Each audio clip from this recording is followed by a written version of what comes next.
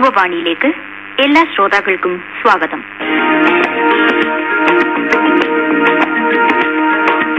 നമസ്കാരം പ്രിയ ശ്രോതാക്കളെ.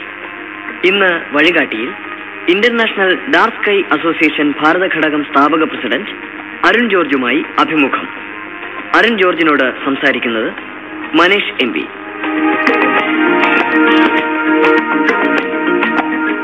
നമസ്കാരം പ്രിയ ശ്രോതാക്കളെ. ഇന്ന് ഒരു പുതിയ മേഖലയെ നമ്മൾ പരിചയപ്പെടുകയാണ്.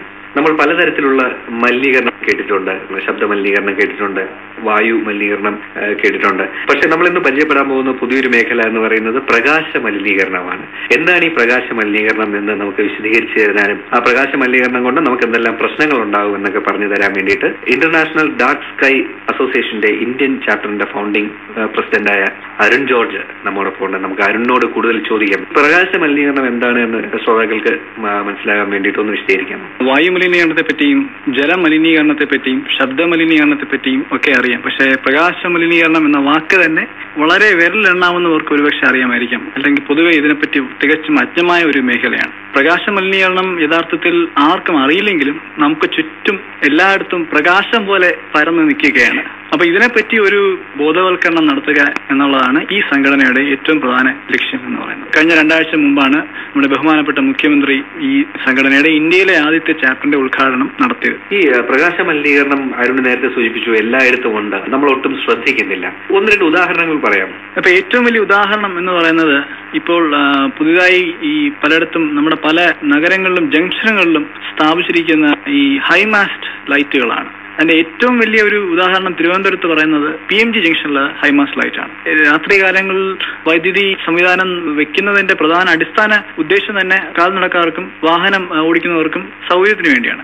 പക്ഷെ ഈ അവിടെ വെച്ചിരിക്കുന്ന PMG ജംഗ്ഷനിലുള്ള ലൈറ്റ് എന്ന് പറയുന്നത് വാഹനം ഓടിക്കുന്നവരുടെ കണ്ണുകളിലേക്ക് അതിതീക്ഷ്ണമായ തരത്തിലാണ് കണ്ണിലേക്ക് അടിക്കുന്നത്. അപ്പൊ അത് തന്നെ അവരുടെ ഡ്രൈവിങ്ങിനെ തന്നെയാണ് അത് ബാധിക്കുന്നത്. എന്തിനു വേണ്ടിയാണോ അവരത് ഒരു സദുദ്ദേശത്തോടെ ചെയ്തത്, പക്ഷെ അതിന്റെ നേർ വിപരീത ഫലമാണ് അവിടെ ഇത്തരത്തിലുള്ള അശാസ്ത്രീയമായ ലൈറ്റിംഗ് സംവിധാനത്തിൽ കൂടെ സംഭവിക്കുന്നവിടെ.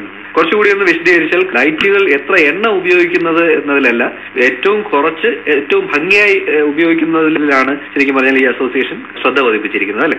ലൈറ്റിങ്ങിനെ പറ്റി പലതരത്തിലുള്ള മിഥ്യാധാരണകൾ നമ്മുടെ നാട്ടിൽ നിലനിൽക്കുന്നുണ്ട്. അതായത് ഏറ്റവും വലിയൊരു മിഥ്യാധാരണ എന്ന് പറയുന്നത് എത്രയും അമിതമായി പ്രകാശത്തിന്റെ ബ്രൈറ്റ്നസ് കൂടുന്നുണ്ടോ, അതിന്റെ തീവ്രത കൂടുന്നു അത്രയും നല്ലത് എന്നുള്ള ഒരു മിഥ്യാധാരണയുണ്ട്. ആക്ച്വലി അതിന് നേരെ വിപരീതമായ ഒരു എഫക്റ്റ് ആണ് അതുകൊണ്ട് ഉണ്ടാവുന്നത്. അപ്പൊ അടിസ്ഥാനപരമായി നമ്മുടെ ഇന്റർനാഷണൽ ഡാർക്ക് സ്കൈ അസോസിയേഷന്റെ ഗൈഡ് ലൈൻസിൽ പറയുന്നത് ലൈറ്റ് എപ്പോഴും ആവശ്യമുള്ളത് നിലത്ത് മാത്രമാണ്. കാരണം മനുഷ്യൻ നടക്കുന്നതും വാഹനങ്ങൾ യാത്ര ചെയ്യുന്നതും എല്ലാം റോഡിൽ കൂടെയാണ്, നിലത്തൂടെയാണ്. പക്ഷേ നമ്മുടെ പല ലൈറ്റുകളും നിലത്ത് മാത്രമല്ല, ഏകദേശം 360 ഡിഗ്രി ആംഗിളിലും 4 ദിക്കുകളിലേക്കും സെർച്ച് ലൈറ്റുകളെ പോലുള്ള പ്രകാശമാണ് പോയിക്കൊണ്ടിരിക്കുന്നത്. അപ്പൊ ഇത് കാരണം നിലത്തല്ലാതെ ബാക്കി സ്ഥലങ്ങളിലേക്ക് പോകുന്ന എല്ലാ ലൈറ്റും പാഴാണ്. അപ്പം നമ്മുടെ ഏറ്റവും അടിസ്ഥാനപരമായിട്ടുള്ള ഒരു നിർദ്ദേശം എന്ന് പറയുന്നത് 90 ഡിഗ്രി മുകളിലേക്ക് ലൈറ്റ് വിടാതിരിക്കുക, അല്ലെങ്കിൽ അത് പോകാതിരിക്കുന്ന കാര്യങ്ങൾക്ക് വേണ്ടിയുള്ള ശ്രദ്ധ കൊടുക്കുക. ഇപ്പം സാധാരണക്കാരായിട്ടുള്ള അല്ലെങ്കിൽ നമ്മുടെ ശ്രോതാക്കൾ പലരും വിചാരിക്കുന്നുണ്ടാവും, കുറച്ച് ലൈറ്റ് വെച്ചു, അത് പ്രകാശം കൂടുതൽ കിട്ടാൻ വേണ്ടിയിട്ടാണ് വെച്ചിരിക്കുന്നത്, അതെന്താ പ്രശ്നം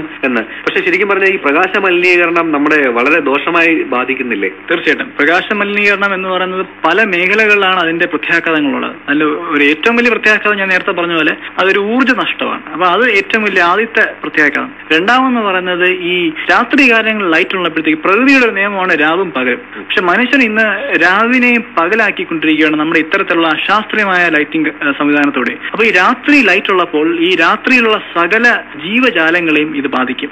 ഏറെക്കുറെ പ്രകൃതിയിൽ നിന്ന് കാണുന്ന പകുതി ജീവജാലങ്ങളും ഏറ്റവും അധികം ആക്റ്റീവ് ആകുന്നതും സഞ്ചരിക്കുന്നതും ഇരപിടിക്കുന്നതും എല്ലാം രാത്രിയാണ്.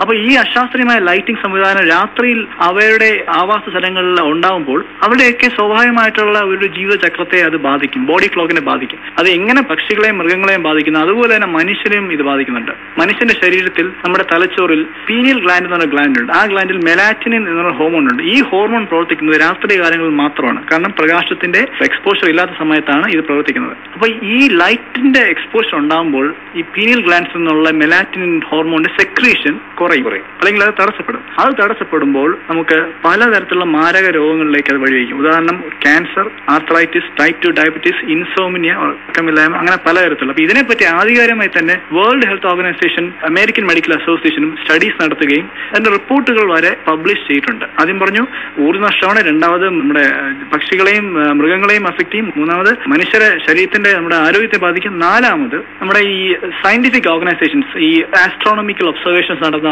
നമ്മുടെ IIST അല്ലെങ്കിൽ VSSC, ISRO ഇവരുടെയൊക്കെ ആസ്ട്രോണമിക്കൽ ഒബ്സർവേഷനെ ഭയങ്കരമായിട്ട് ബാധിക്കും. അവിടെ കോടിക്കണക്കിന് രൂപയുടെ റിസർച്ചാണ് ഈ സമയം നടക്കുന്നത്. ലൈറ്റ് പൊല്യൂഷൻ വരുമ്പോഴത്തേക്ക് ആദ്യം സംഭവിക്കുന്ന നക്ഷത്രങ്ങൾ നമുക്ക് കാണാൻ പറ്റത്തില്ല. അപ്പോൾ ഈ ആസ്ട്രോണമിക്കൽ ഒബ്സർവേഷൻസ് നടത്തുന്ന സ്റ്റഡീസിനെല്ലാം ഇത് ബാധിക്കുകയാണ് ലൈറ്റ് പൊല്യൂഷൻ കാരണം. അപ്പൊ ഇത്തരത്തിൽ പലതരത്തിലുള്ള അപകടകരമായ തരത്തിലുള്ള പ്രത്യാഘാതങ്ങളാണ് ലൈറ്റ് പൊല്യൂഷൻ കാരണം. പക്ഷെ ഇതിനെക്കാട്ട് ഏറ്റവും വലിയ അപകടം എന്ന് പറയുന്നത് ഒരു മനുഷ്യന് അറിയില്ല എന്നുള്ളതാണ് ഇതിനെപ്പറ്റി. തീർച്ചയായിട്ടും അത് ഈ ഒരു പുതിയ മേഖലയിലേക്ക് വെളിച്ചം വീശാൻ കൂടിയാണ് നമ്മളിങ്ങനെ ഒരു ശ്രമം നടത്തുകയാണ്. തീർച്ചയായിട്ടും ഇതിന്റെ ഒരു കൂടുതൽ ആഴത്തിലുള്ള പഠനങ്ങൾ ഒരുപക്ഷെ ഇന്ത്യയിൽ ഇതുവരെ ഉണ്ടായിട്ടില്ല. എങ്ങനെയാണ് ഈ ഒരു മേഖലയിലേക്ക് വരുന്നത്? ഗ്രീൻ ബിൽഡിംഗ് എന്നുള്ള ഒരു മേഖല വളരെ ആകർഷകമായി തോന്നി. അപ്പൊ ഞാൻ അതിനെപ്പറ്റി കൂടുതൽ പഠിച്ചപ്പോഴാണ് ലൈറ്റിംഗ് സംവിധാനത്തെ പറ്റി ഞാൻ കൂടുതൽ പഠിക്കാനിടയായി. അങ്ങനെ എന്റെ ഒരു റിസർച്ചിൽ പഠനത്തിൽ കൂടെയാണ് ഞാൻ ഈ ലൈറ്റ് പൊല്യൂഷൻ എന്ന ഒരു യാഥാർത്ഥ്യം നിലനിൽക്കുന്നതായിട്ട് മനസ്സിലാക്കിയത്. അതിനെപ്പറ്റി കൂടുതൽ പഠിച്ചപ്പോഴാണ് ഇതിനുവേണ്ടി ലോകത്തെല്ലായിടത്തും അവയർനെസ് ബോധവൽക്കരണം നടത്തുന്ന ഒരു സംഘടന ഉണ്ടെന്നും അത് ഇന്റർനാഷണൽ ഡാർക്ക് സ്കൈ അസോസിയേഷൻ എന്ന സംഘടന അമേരിക്കൻ ആസ്ഥാനമായിട്ടുള്ളതാണെന്നും ഒക്കെ മനസ്സിലായത് അങ്ങനെയാണ്. അപ്പൊ അതിനുശേഷം ഞാൻ മനസ്സിലാക്കി നമ്മുടെ നാട്ടിൽ വളരെയധികം ലൈറ്റ് പൊല്യൂഷൻ നടക്കുന്നുണ്ടാവും, പക്ഷെ എന്നിട്ടും ആർക്കും അറിയില്ലല്ലോ. അപ്പൊ അങ്ങനെ ഒരു യാഥാർത്ഥ്യത്തിൽ നിന്ന് അങ്ങനെ ഒരു തിരിച്ചറിവിൽ നിന്നാണ് ഞാൻ ഈ ഒരു സംഘടനയുടെ മേലധികാരികളെ ബന്ധപ്പെടുകയും അവരുമായിട്ട് ചർച്ച നടത്തി ഇത് ഇന്ത്യയിൽ ഇതിന്റെ ബോധവൽക്കരണം നടത്തിന്റെ ആവശ്യകതയെപ്പറ്റി അവരെ പറഞ്ഞ് ബോധ്യപ്പെടുത്തിയിട്ടാണ് ഇത് ഇന്ത്യയിലേക്ക് നമ്മൾ ആദ്യമായിട്ട് കൊണ്ടുവന്നിരിക്കുന്നത്. എങ്ങനെയുണ്ടായിരുന്നു കേരളത്തിലുള്ള ഒരു പ്രതികരണം? ഈ പറഞ്ഞ വാക്ക് തന്നെ ആർക്കും പരിചിതമല്ലാത്തതാണ്. തീർച്ചയായിട്ടും ഇത് ആദ്യമായിട്ട് കേൾക്കുമ്പോഴത്തേക്ക് സ്വാഭാവികമായി ആരും അതിശയപ്പെടും. കാരണം സ്വാഭാവികമായിട്ട് എല്ലാവരും ചിന്തിക്കും പ്രകാശം അറിവാണ്, വിജ്ഞാനമാണ്, ജീവനാണ്, ഇതെല്ലാം യാഥാർത്ഥ്യമാണ്. പക്ഷെ അതെല്ലാം പ്രകൃതിയിലുള്ള പ്രകാശത്തിനെയാണ് അത് പറയുന്നത്, അല്ലെ? പക്ഷെ നമ്മൾ രാത്രിയിൽ ആർട്ടിഫിഷ്യൽ ലൈറ്റിംഗ് കൊണ്ടുവരുമ്പോഴത്തേക്കാണ് പ്രകൃതിയുടെ തന്നെ താളത്തെ നമ്മൾ മാറ്റിമറിക്കുന്നത്. പക്ഷെ ഇതിനെപ്പറ്റിയുള്ള ഈ കാര്യങ്ങൾ ഞാൻ ആൾക്കാരുടെ അടുത്ത് പറഞ്ഞ് വ്യക്തമായി കൊടുക്കുമ്പോൾ ഇത് ആർക്കും മനസ്സിലാകാത്ത വളരെ അതികഠിനമായ ഒരു സാങ്കേതികത ഒന്നും ഇതിനകത്ത് വരുന്നില്ല. അപ്പൊ അത് കാരണം പുതുതായിട്ട് കേൾക്കുന്ന ഒരാൾക്ക് പോലും പെട്ടെന്ന് കാര്യങ്ങൾ മനസ്സിലാക്കുന്നുണ്ട് എന്നുള്ളതാണ് ഇതിന്റെ ഒരു നല്ലൊരു വശം എന്ന് പറയുന്നത്. ഇപ്പൊ ഏപ്രിൽ 5-ാം തീയതി മുഖ്യമന്ത്രി ഇതിന്റെ ഉദ്ഘാടനം നടത്തി. ഇനി എങ്ങനെയാണ് സംഘടന ഇവിടെ പ്രവർത്തിക്കാൻ ഉദ്ദേശിക്കുന്നത്? എന്തെങ്കിലും ഒരു പ്ലാൻ വന്നിട്ടുണ്ടോ? മറ്റ് ഓർഗനൈസേഷന്റെ ഒരു സഹായം? ഉദ്ഘാടനം നടന്നിട്ട് ഇപ്പം കഷ്ടിച്ച് 2 ആഴ്ചയായുള്ളൂ. പക്ഷെ ഈ ഒരു ചുരുങ്ങിയ കാലയളവിൽ നമുക്ക് വളരെയധികം ആവേശകരമായ ഒരു സ്വീകരണവും ഒരു സപ്പോർട്ടും എല്ലാ മേഖലകളും കിട്ടിക്കൊണ്ടിരിക്കുകയാണ്. ഉദാഹരണം പറയുകയാണെങ്കിൽ കേരളത്തിന്റെ എനർജി മാനേജ്മെന്റ് സെന്ററിൽ ആദ്യമായിട്ട് കേരളത്തിൽ ഒരു സ്റ്റേറ്റ് ഔട്ട്ഡോർ ലൈറ്റിംഗ് പോളിസി രൂപീകരിക്കാൻ പോവുകയാണ്. കേരളത്തിൽ ഉടനീളം അവർ നടപ്പിലാക്കാൻ പോവുകയാണ്. അപ്പൊ അതിനുള്ള ഗൈഡ് ലൈൻസ് നമ്മുടെ ഇന്റർനാഷണൽ ഡാർക്ക് സ്കൈ അസോസിയേഷൻ ലോകത്ത് പല രാജ്യങ്ങളിലും വികസിത രാജ്യങ്ങൾ അമേരിക്കയും യൂറോപ്പിലെ പല രാജ്യങ്ങൾക്കും കൊടുത്ത ഒരു ഗൈഡ് ലൈൻസ് ഉണ്ട് നമുക്ക്. ആ ഗൈഡ് ലൈൻസ് ഇപ്പൊ നമുക്ക് ഈ എനർജി മാനേജ്മെന്റ് സെന്റർ നമ്മൾ കൊടുക്കാൻ തീരുമാനിച്ചിരിക്കുകയാണ്. അപ്പൊ ഈ ഗൈഡ് ലൈൻസ് അതിൽ പറഞ്ഞിരിക്കുന്ന കാര്യങ്ങൾ നടപ്പിലാക്കുകയാണെങ്കിൽ കേരളത്തിൽ ഉടനീളം 30% വൈദ്യുതി ലാഭിക്കാൻ പറ്റും. അപ്പൊ എല്ലായിടത്തും വെക്കുന്ന പോലെ CFLO LED വെക്കുന്നതിന് പുറമെ ഉള്ള കാര്യമാണ് പറഞ്ഞത്. അപ്പൊ അത് വലിയൊരു നേട്ടമാണ്. ഇപ്പൊ എനർജി മാനേജ്മെന്റ് സെന്റർ നമ്മളുമായിട്ട് സഹകരിച്ചുകൊണ്ട് ഇങ്ങനെ ഒരു ലൈറ്റിംഗ് പോളിസി രൂപീകരിക്കുന്നത് തന്നെ. 30% ലാഭിക്കാൻ കഴിയുമെങ്കിൽ ഇന്ന് നമ്മൾ ഏതാണ്ട് 1.5 മണിക്കൂർ പവർ കട്ട് തീക്ഷ്ണത അനുഭവിച്ചുകൊണ്ടിരിക്കുകയാണ്. അപ്പോ ഈ 30% വൈദ്യുതി ലാഭിക്കാൻ കഴിയുക എന്ന് പറയുന്നത് വലിയൊരു കാലവയ്പ്പാണ്. അത് ഇന്നത്തെ കാലം ഇത്രയും ഊർജ്ജ പ്രതിസന്ധി ഇത്രയും അതിരൂക്ഷമായി നമ്മൾ നേരിടുന്ന ഈ കാലഘട്ടത്തിൽ അത് വളരെയധികം ഒരു റിലവന്റ് ഉള്ള ഒരു കാര്യമാണ്. ഇപ്പോ എനർജി മാനേജ്മെന്റ് സെന്ററിന്റെ ഒരു കാര്യം പറഞ്ഞു. മറ്റ് ഏതെങ്കിലും സംഘടനകളുമായിട്ട് ചേർന്നിട്ട് എന്തെങ്കിലും ആസൂത്രണം ചെയ്യുന്നുണ്ടെങ്കിൽ? തീർച്ചയായിട്ടും ടെക്നോ പാർക്കിന്റെ മേലധികാരികളുമായിട്ട് ഞാൻ സംസാരിച്ചപ്പോഴത്തേക്ക് അവരും വളരെ ആവശ്യകരമായ ഒരു സമീപനമാണ് ഇപ്പൊ നമുക്ക് ഇതുമായിട്ട് തന്നിരിക്കുന്നത്. അതായത് ഇനി വരാൻ പോകുന്ന ടെക്നോ പാർക്കിന്റെ പ്രോജക്റ്റുകളിലും പ്രൊമൈസസുകളിലും എല്ലാം നമ്മൾ പറയുന്നത് ഡാർക്ക് സ്കൈ ഫ്രണ്ട്ലി ലൈറ്റിംഗ് എന്നാണ് പറയുന്നത് ഇതിന്.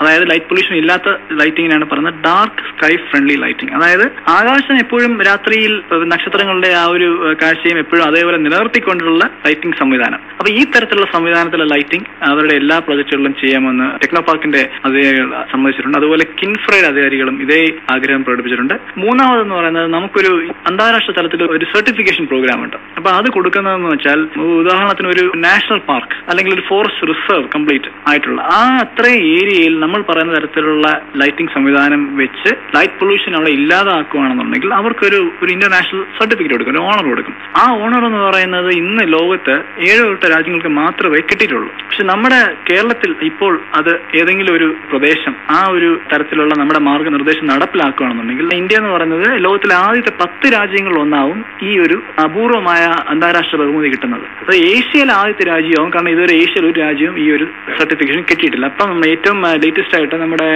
പെരിയാർ ടൈഗർ റിസർവ് അതിന്റെ അധികാരികൾ ഇതിനു വേണ്ടി വളരെയധികം താല്പര്യം കാണിച്ചിട്ടുണ്ട്. അപ്പം അത് വളരെ ഒരു പുതിയൊരു ഡെവലപ്മെന്റ് ആണ്. സ്കൈയെ ഡാർക്കാക്കി നിർത്തുകയും നമുക്ക് വേണ്ട നിലത്ത് നമുക്ക് ലൈറ്റ് ചെയ്യുന്ന ഒരു രീതി നമ്മൾ അവലംബിക്കേണ്ട കാലം ഏറെ അതിക്രമിച്ചിരിക്കുന്നു.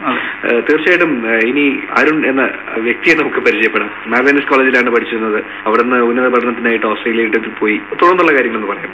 മാർവേനസിന് ശേഷം ഞാൻ തിരുവനന്തപുരം ലോ കോളേജിൽ LLB ചെയ്തു. അതിനുശേഷം ഞാൻ ഓസ്ട്രേലിയയിൽ MBA പഠനത്തിന് പോയി. MBAക്ക് ശേഷം അവിടെ ഒരു masters in dispute resolution and conflict management എന്ന് പറഞ്ഞ ഒരു ഡ്യുവൽ മാസ്റ്റേഴ്സ് ഡിഗ്രി ചെയ്തു. അതിനുശേഷം ഞാൻ ഒരു കൊല്ലത്തോളം വർക്ക് ചെയ്തിട്ടാണ് നാട്ടിലേക്ക് തിരിച്ചു വന്നത്. അതിനുശേഷം ഞാൻ വീണ്ടും ഓസ്ട്രേലിയ ആയിട്ടുള്ള ഒരു ബന്ധം ഞാൻ ഇപ്പോഴും നിലനിർത്തിയിട്ടുണ്ട്. ഞാൻ ഇപ്പോഴും അവിടുത്തെ പെർമനന്റ് റെസിഡൻസി എനിക്കുണ്ട്. അപ്പൊ അതുകൊണ്ട് തന്നെ കഴിഞ്ഞ എമർജിംഗ് കേരളയായിട്ട് ബന്ധപ്പെട്ട് ഓസ്ട്രേലിയൻ സർക്കാരിന് നേരിട്ട് മുഖ്യമന്ത്രിയുടെ കത്തുമായി അവിടെ പോയി എനിക്ക് ഇൻവൈറ്റ് ചെയ്യാൻ ഒരു അവസരം ഉണ്ടായി. അപ്പൊ അത് കാരണം എമർജിംഗ് കേരളയ്ക്ക് വേണ്ടി അവിടുത്തെ ട്രേഡ് ഡെലിഗേഷൻ അവർ ഇങ്ങോട്ട് കേരളത്തിലേക്ക് അയച്ചു. അപ്പൊ അങ്ങനെ ഒരു കേരളവും ഓസ്ട്രേലിയയും തമ്മിലുള്ള തരത്തിലുള്ള ഒരു ട്രേഡും കോമേഴ്സും ഒക്കെ ഡെവലപ്പ് ചെയ്യാനും അത് നല്ലൊരു ബന്ധം നിലനിർത്താനും എന്നാലാവുന്ന തരത്തിൽ ഒരു എളിയ ഒരു പൗരൻ എന്ന നിലയിൽ ചെറിയ കാര്യങ്ങൾ ചെയ്യുന്നുണ്ട്. ഇപ്പൊ അടുത്ത മാസം നമ്മൾ വീണ്ടും ഓസ്ട്രേലിയയിലേക്ക് ഒരു ഡെലിഗേഷൻ പോകുന്നുണ്ട്. ഒരു ഇൻഡസ്ട്രീസ് മിനിസ്റ്റർ നേതൃത്വത്തിൽ ഒരു ഓസ്ട്രേലിയ കേരള ഒരു IT സെക്ടറിൽ ഫോക്കസ് ചെയ്തുകൊണ്ടുള്ള ഒരു ഡെലിഗേഷൻ പോകുന്നുണ്ട്. അപ്പൊ അതിനും ഇതേപോലെ ചെറിയ തരത്തിൽ ഇൻവോൾവ് ആണ്. ഭരണതലത്തിൽ തന്നെ വളരെ പ്രധാനപ്പെട്ട കാര്യങ്ങളിൽ പ്രവർത്തിച്ചുകൊണ്ടിരിക്കുകയാണ്. ഇനി വ്യക്തിപരമായിട്ടുള്ള കാര്യങ്ങൾ പരിചയപ്പെടുമ്പോൾ ഒരു പ്രധാനപ്പെട്ട കാര്യം പറയുന്നത് മുൻ MLA ജോർജ് മേഴ്സിയർ, അദ്ദേഹത്തിന്റെ മകനാണ്. കൂടുതൽ കാര്യങ്ങൾ അച്ഛൻ പറഞ്ഞ പോലെ അഡ്വക്കേറ്റ് ജോർജ് മേഴ്സിയർ ex-MLA ആണ്. അമ്മ ഇപ്പോൾ തിരുവനന്തപുരം ഡിസ്ട്രിക്ട് കോപ്പറേറ്റീവ് ബാങ്കിന്റെ ഡയറക്ടറാണ്. ഇളയ സഹോദരനാണ് അനൂപ് ജോർജ് എന്നാണ് പേര്. അവനിപ്പോൾ ബിൽഡിംഗ് സെക്ടറിലെ കൺസ്ട്രക്ഷൻ ഫോക്കസ് ചെയ്യാണ്. ഒരു ഫാഷൻ ഡിസൈനറാണ് ബാംഗ്ലൂരിൽ നിന്നുള്ള. അപ്പൊ അതാണ് ഇവിടെ ചെറിയ സപ്പോർട്ട്. എങ്ങനെയാണ് അച്ഛന്റെ ഒരു സപ്പോർട്ട് ഉള്ളത് കൊണ്ടാണ് എനിക്ക് വളരെ ഡയറക്റ്റ് ആയിട്ടും മുഖ്യമന്ത്രിയുമായിട്ടും മന്ത്രിമാരുമായിട്ടും ഈ വക കാര്യങ്ങൾ സംസാരിക്കാനും ഈ വക പ്രോജക്റ്റുകൾ നടപ്പിലാക്കാൻ കഴിയുന്നത്. അങ്ങനെ ഒരു സപ്പോർട്ടും ആ ഒരു പേരും ഉള്ളതുകൊണ്ട് തീർച്ചയായും അത് വളരെയധികം സഹായകരമാണ്. പിന്നെ എല്ലാ തരത്തിലുള്ള മാർഗനിർദ്ദേശങ്ങളും ഉപദേശങ്ങളും തീർച്ചയായും പ്രവർത്തകൻ എന്നുള്ള നിലയിൽ അദ്ദേഹത്തിന് തീർച്ചയായിട്ടും ഇതെങ്ങനെയാണ് സമൂഹത്തിന് മുന്നിൽ പ്രസന്റ് ചെയ്തത് എന്നുള്ളതിനെ കുറിച്ച് വളരെ കൃത്യമായ ധാരണ ഉണ്ടാവും. അതെല്ലാം തീർച്ചയായിട്ടും അരുണിനെയും സപ്പോർട്ട് ചെയ്യുന്നുണ്ടാവും. തീർച്ചയായിട്ടും ഒരു യൂത്ത് പാർട്ടിസിപ്പേഷനാണ് നമ്മൾ എല്ലാ കാര്യത്തിലും കണ്ടുവരുന്നത്. ഈ ഒരു കാര്യത്തിലും ഇതിങ്ങനൊരു കൺസെപ്റ്റ് കണ്ടപ്പോൾ തന്നെ അതിന്റെ സാധ്യതകളെ കുറിച്ച് വളരെ വ്യക്തമായിട്ട് മനസ്സിലാക്കി ഇപ്പോൾ അതൊരു പ്രസ്ഥാനമായി എത്തുന്ന സ്ഥിതി വരെ എത്തിച്ചിരിക്കുന്നതും തീർച്ചയായിട്ടും അരുണ് ഒരു യൂത്തിന്റെ റെപ്രസെന്റേഷനാണ്. യുവാക്കൾ ഇത് ഏറ്റെടുക്കേണ്ടതിന്റെ ഒരു സാധ്യത എത്രയാണ്, അല്ലെങ്കിൽ യുവാക്കൾ ഇത് ഏറ്റെടുക്കേണ്ടത് എത്രമാത്രം പ്രധാനമാണ്? വളരെയധികം.